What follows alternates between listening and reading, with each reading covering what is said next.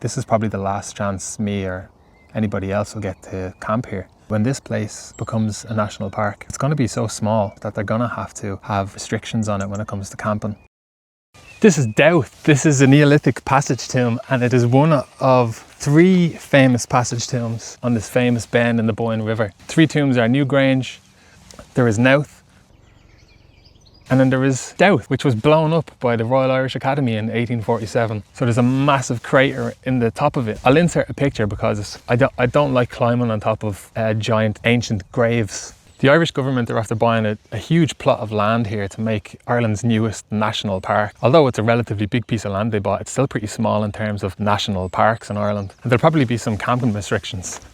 Similar sites like Lough Crew and Westmeath have camping bans to protect the ancient monuments. So it isn't unreasonable to think it could be implemented here too.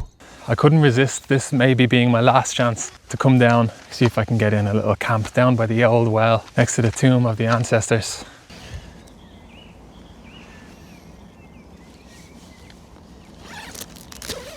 Why is there always a cow spying on me through a fence?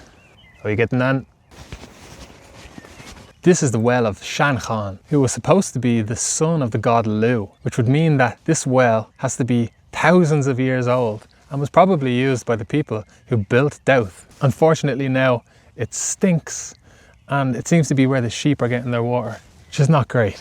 Hopefully this gets a bit of a renovation when the national park is built. In Ireland, you're technically not allowed to wild camp anywhere. It's just sort of a thing that people do. It's not an enforced law. But I couldn't help but think that they're gonna have to have restrictions on it when it comes to camping. I'm kind of all right with that because it's a UNESCO World Heritage Site. I'm respectful of these places. I leave no trace. Whereas a couple of years ago, there was one vandalised in Sligo. So there are idiots out there who are gonna mess with stuff.